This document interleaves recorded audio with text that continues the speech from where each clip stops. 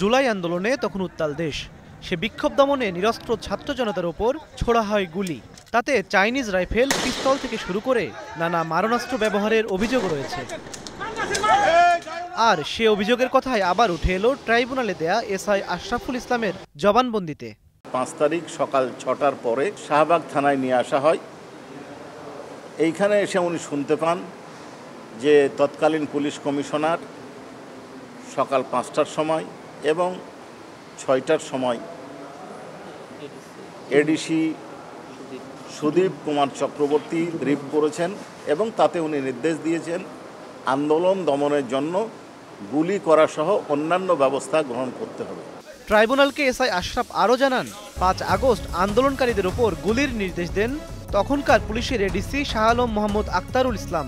যারা সে নির্দেশ মানেননি তাদের করা হয়েছে গালাগাল। গুলি করতে না চাইলে তাদেরকে অকথ্য ভাষায় গালিগালাজ করা হয় এবং হুমকি দেওয়া হয় যে তোরা চাকরি কিভাবে করিস দেখব, তোরা রেশন খাস, বেতন পাস, গুলি করবি না কেন, তোদের চাকরি খেয়ে নেব, এই ধরনের হুমকি প্রদর্শন করে। এবং সে নিজে এডিসি শাহ মোহাম্মদ আক্তারুল ইসলাম নিজে একজনের কাছ থেকে চাইনিজ রাইফেল কেড়ে নিয়ে আরেকজনের হাতে দেয় এবং সে গুলি করে। সেদিন চাইনিজ রাইফেল দিয়ে কনস্টেবল সুজন হোসেন, ইমাজ হোসেন ও নাসিরুল ইসলামকে গুলি ছুটতে দেখেন বলেও ট্রাইব্যুনালে দাবি করেন এই পুলিশ কর্মকর্তা।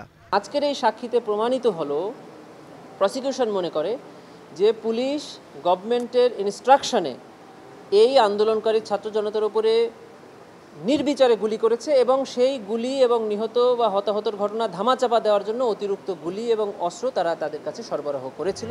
সোমবার চট্টগ্রামের আন্দোলনকারী মোহাম্মদ হাসান ও গাজীপুরের প্রত্যক্ষদর্শী সোহেল মাহমুদও সাক্ষ্য দেন আন্তর্জাতিক অপরাধ ট্রাইব্যুনালে।